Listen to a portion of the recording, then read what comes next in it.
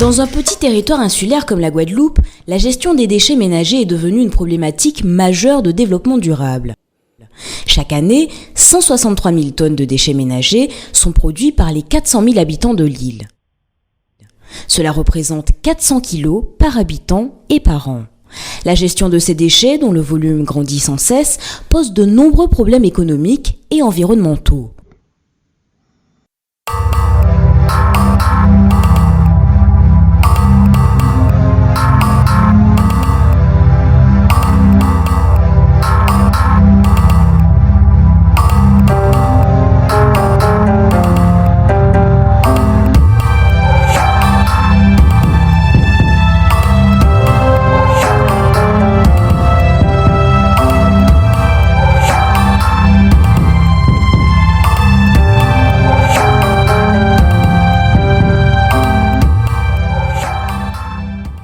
Pour répondre à cette problématique, le compostage est un processus naturel qui permettrait aux déchets de retourner au sol. En plus de contribuer à réduire considérablement le volume des déchets à traiter, le compost peut être utilisé pour fertiliser les parcelles agricoles, les jardins potagers ou les plantes en pot. On estime ainsi qu'à l'échelle de la Guadeloupe, si le compostage était pratiqué par chaque foyer de l'île, cela réduirait de 65 000 tonnes le volume des déchets ménagers à traiter et permettrait de produire près de 20 000 tonnes de compost par an. Afin de promouvoir cette pratique dans les foyers guadeloupéens, le Conseil général a lancé une opération de promotion du compostage domestique en partenariat avec 14 communes de l'archipel guadeloupéen. Le but est de développer la pratique du compostage à la maison, tout en responsabilisant les citoyens sur leur production de déchets. Concrètement, cette opération s'est matérialisée par la mise à disposition de plus de 3000 composteurs individuels. Aujourd'hui, effectivement, la problématique des déchets en Guadeloupe est assez difficile dans la mesure où il n'existe pas d'unité de traitement pérenne qui permette une normalisation de ce flux de déchets tout au long de l'année. Le compostage domestique a été justement mis en avant par la collectivité départementale et par son président, M. Jacques Gillot, pour inciter les municipalités à réduire le stock de déchets qui sont fermentescibles. C'est une opération citoyenne, éco-citoyenne, parce qu'elle doit permettre de prendre conscience qu'on peut faire des choses chez soi, individuellement, et pour le bien de la collectivité. Nous sommes allés voir à Terre-de-Haut, une petite île située au sud de l'archipel guadeloupéen, quels étaient les résultats sur le terrain. Aujourd'hui, Philippe Deproft, technicien de la commune, rend visite à Irénée. Il souhaite faire le bilan avec lui sur la mise en place du compostage au sein de la maison. Bonjour Irénée. Salut, bonjour. En forme ? Ça va ? Alors on est venu voir le composteur. Ça marche toujours ? Eh bien oui, ça marche, ça fonctionne. Je récupère des restes de pastèque pour verser dans mon composteur. Voilà. Ok. Je vais verser ça là-dedans, comme d'habitude. Il y a un peu d'herbe dessus, tu mélanges ? Ouais, avec de l'herbe. Voilà. Pour le compostage, c'est simple. Je prends l'herbe du jardin quand je passe la tondeuse. Je mets l'herbe dedans, au fur et à mesure. Même les branches, je coupe en petits morceaux. Je mets dedans les petites branches. Qu'est-ce qu'on y met dedans encore ? De la cuisine, qu'est-ce qu'on met ? Les épluchures de pommes de terre, de carottes, enfin des légumes, des restes de légumes. Et ça descend au fur et à mesure. Voilà, on arrose une fois par semaine, on arrose et je remue, je soulève à chaque fois. Et c'est utilisé pour mon petit jardin, il n'est pas grand mais c'est suffisant. Le résultat il est là, en dessous, je récupère et ça nous donne ça. Voilà. Très fin. Utilisable. On voit que ça pousse bien, ça donne des résultats. Voilà. C'est très économique. Et puis bon, on a moins de poubelles. L'herbe qu'on coupait auparavant, on était obligé de jeter pour la voirie et tout ça.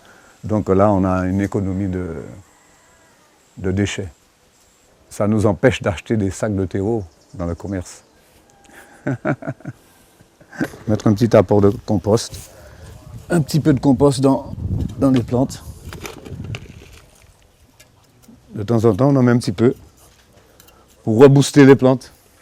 Voilà. Voilà.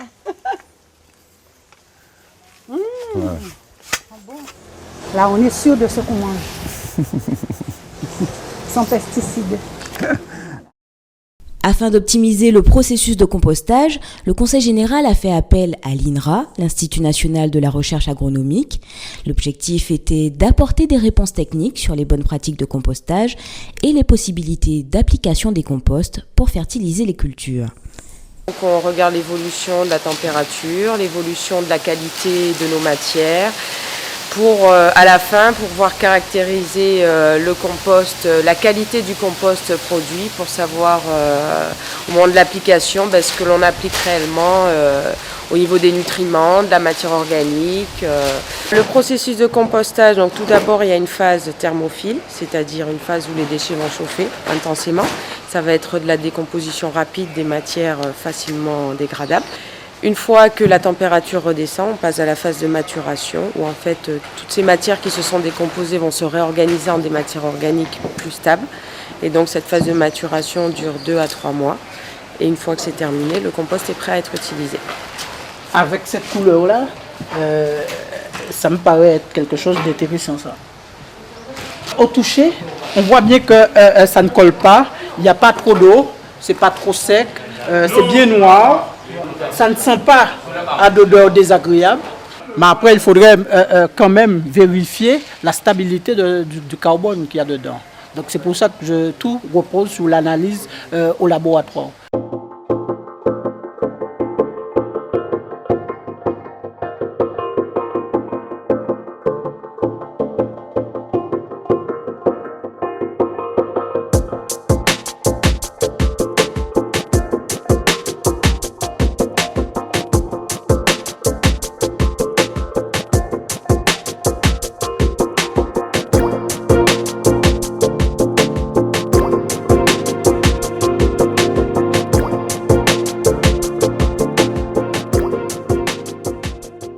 Pour réaliser un bon compost domestique, il faut y apporter 2/3 de matière fraîche et humide, à savoir les déchets verts, les restes de cuisine, les fans de fleurs, etc.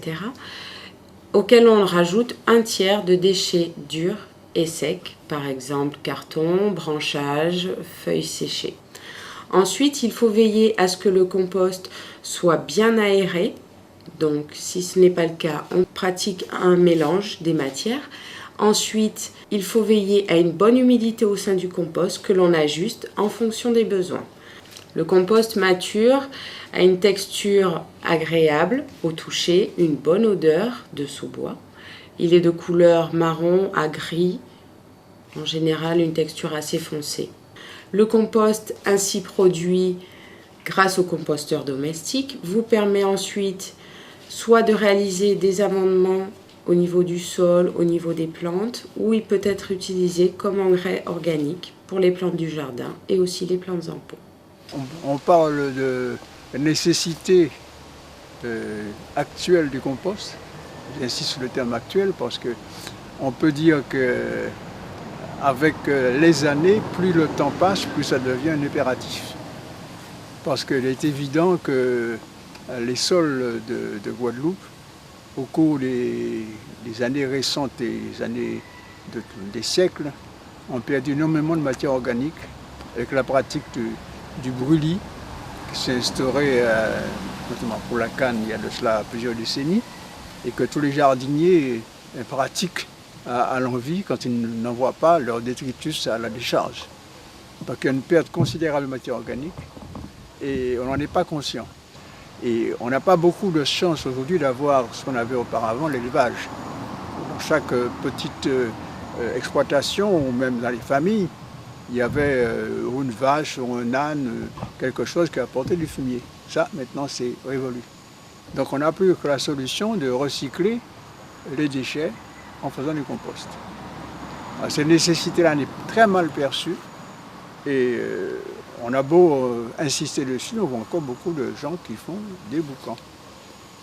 Voilà pourquoi je pense que c'est un devoir quasiment citoyen pour maintenir restaurer les capacités de production du terroir guadeloupéen, et qu'il soit en exploitation ou encore plus en jardin familial, il faut que le compost devienne une généralité, devienne une habitude, devienne carrément ce qu'est une religion écologique aujourd'hui.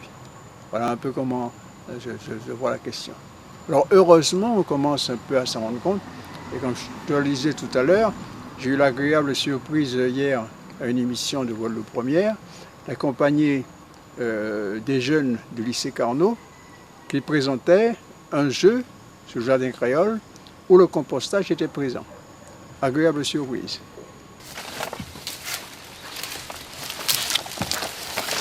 Alors moi, ce que je fais est quelque chose de très, je dirais, pragmatique, en ce sens que j'ai l'ancienne technique qui maintenant est un peu contestée du compostage en fosse. Quoi qu'il en soit, donc on a énormément de feuillages qui viennent des arbres, notamment on a celui de chi qui est à côté, qui est énorme. Il y a tout le gazon que l'on fauche qui vient dedans. Et puis tous les arbustes que l'on taille, alors ça a une poussée quand même ici, on est dans une zone où ça pousse énormément. Donc on a beaucoup de ce qu'on appelle aujourd'hui le bois fragmenté, raméal, comme on dit aujourd'hui. Eh bien ça fait partie de mon compost. Non, on a quelque chose qui est très agréable à travailler, très avancé. Voilà, il y a dessus les éléments. Alors avec ça, j'ai de quoi faire à peu près 200 mètres carrés de jardin. Voilà. L'objet de mes ressentiments. Avant de mettre les billons, on les refend, on rajoute le compost en mélangeant sur une surface assez grande, 50 cm à peu près. Et au moment de la plantation, on rajoute encore du compost aux environs du plan.